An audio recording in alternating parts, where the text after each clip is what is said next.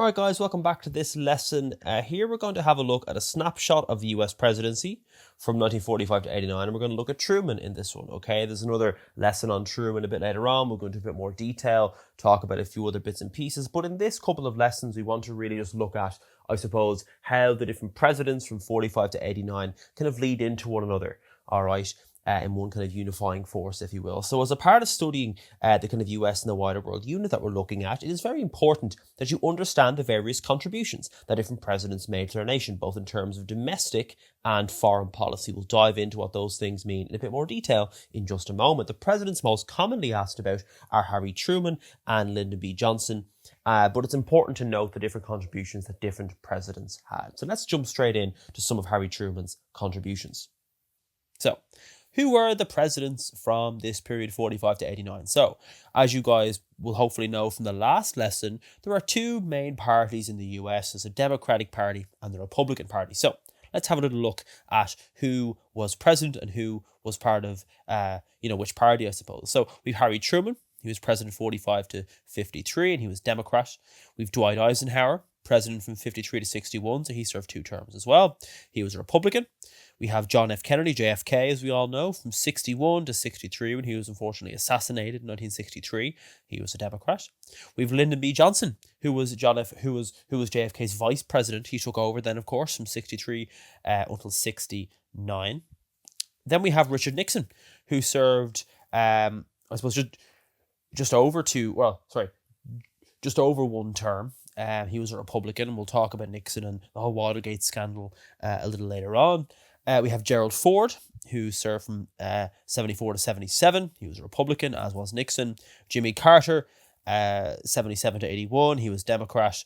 And we also have Ronald Reagan, who we'll talk about at length in later lessons. He was a Republican and was president for 8 years. Okay, so let's briefly look at what foreign policy and what domestic policy are, because you're going to hear me say these terms a lot over the next number of lessons, so you should probably know what they are already, but if you don't, here's a little refresher. So, foreign policy, as the term foreign suggests, is a country's strategy and actions in dealing with other foreign nations, okay? It includes decisions about diplomacy, trade, military actions, and international relations to protect and promote the country's interests. So how does the US deal with countries abroad, and how do those countries deal with the US? Then, of course, we have domestic policy, and this deals really with, with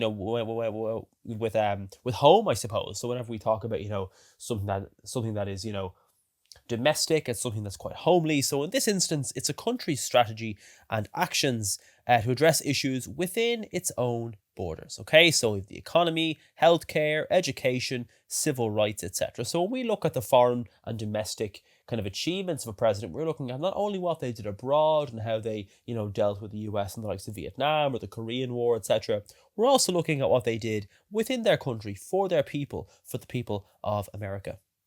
Right, Harry Truman, that's that guy there. There he is, same lad as we looked at in lesson 1 with the atomic bombs. Let's have a look, I suppose, at kind of his different contributions.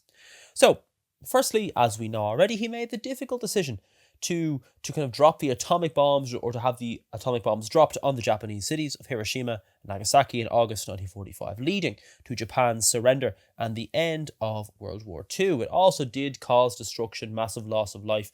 We did discuss this already. After the war, Europe was in a very, very bad way. So, here comes the Marshall Plan. Okay, the Marshall Plan gives $12 billion or $130 billion today. And the goal of the Marshall Plan is to help rebuild European economies. This is great for America because, of course, if you give, all this money, well, all these countries now owe you. Okay, so these countries are kind of in your debt at this stage. And it also promotes the kind of, economic recovery. It prevents the spread of communism, and we'll talk about this in a second, because this idea of containment was, most certainly introduced by Truman. But the goal, really, of the Marshall Plan was to help, economies in Western Europe rebuild. In 1947, Truman introduced what was known as the Truman Doctrine, promising to support countries resisting communism, okay? The policy aimed to contain the spread of Soviet influence and led to US support for Greece and Turkey. So Truman Doctrine is the first real, push for containment, containing the influence of communism.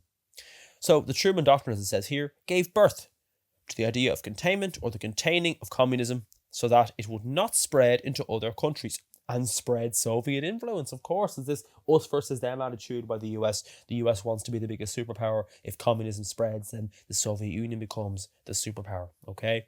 1949, Truman helps establish the North Atlantic Treaty Organization, or NATO, a military alliance between the US, Canada, and several other European countries. The goal of NATO was to defend against potential Soviet attacks. Essentially, any country in NATO, if they were invaded by the Soviets, all of the other member states within NATO could come to its defense. He was also president for a large part of the Korean War and was criticised towards the end of his presidency for his involvement within it, with many suggesting that he was too lenient on the Korean War. However, he did fire Douglas MacArthur, and we'll talk about that a little later on, for his desire to invade or nuke China for their involvement in the Korean War. So he did make some good decisions there. Right, a couple of key questions on Truman. So firstly, what did Truman help to establish in 1949 and what was its role? Take a second and answer. So, he helped establish NATO, the North Atlantic Treaty Organization, and its aim was to prevent against Soviet attacks in other countries.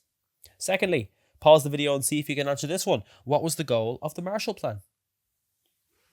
The goal of the Marshall Plan was essentially to give around $12 billion or $130 billion to help rebuild European economies. This aid, I suppose, helped prevent the spread of communism by promoting economic recovery and stability. So in terms of, I suppose, his domestic contributions, very briefly, he introduced what was known as the Fair Deal. The Fair Deal was a set of proposals aimed at improving the lives of the American people. He looked to expand Social Security, increase minimum wage, and he looked to promote fair housing practices. Not all parts were passed by Congress, but it did set the stage for future reforms. It wanted a couple of main things: a higher minimum wage for workers, a new range of public works programs to improve industry and employment. This might be, rebuilding roads or factories. Higher social security payments for those that were unemployed. And government provided healthcare and education. So if we remember, of course, we can almost definitely tell that Truman was Democratic because his beliefs are very much in line with that of the Democratic Party. He also took significant steps towards civil rights. 1948, he issued an executive order to desegregate the armed forces known as Executive Order 9981. Okay. He also established the President's Committee on Civil Rights to investigate racial discrimination and recommend changes. Post-war America saw many strikes. In 1946, he threatened to draft striking railroad workers into the army to keep the trains running. So he did take these very big, difficult measures. Okay. After the Second World War, the US economy had to transition from wartime production to peacetime, and Truman managed this shift very well, helping to avoid recession. Okay.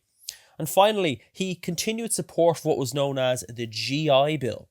And the GI Bill basically was, for any World War II veterans that came home after the war, it provided them with a number of benefits. So low-cost mortgages, low-interest loans, and funding for education. The goal of the GI Bill was to get, World War II veterans into homes, to provide them with some money, or to give them some new skills so they can go back out into the world of work. So, some quick questions to finish off the lesson. Name two things the Fair Deal looked to achieve.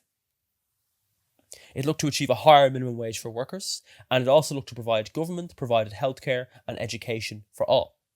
Secondly, what was the GI Bill?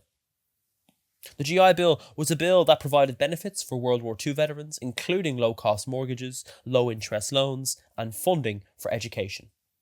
So, that is the end of this lesson. I will see you guys in the next one. If you like this video, you'll love our notes. You can get some for free in the link in the description of this video.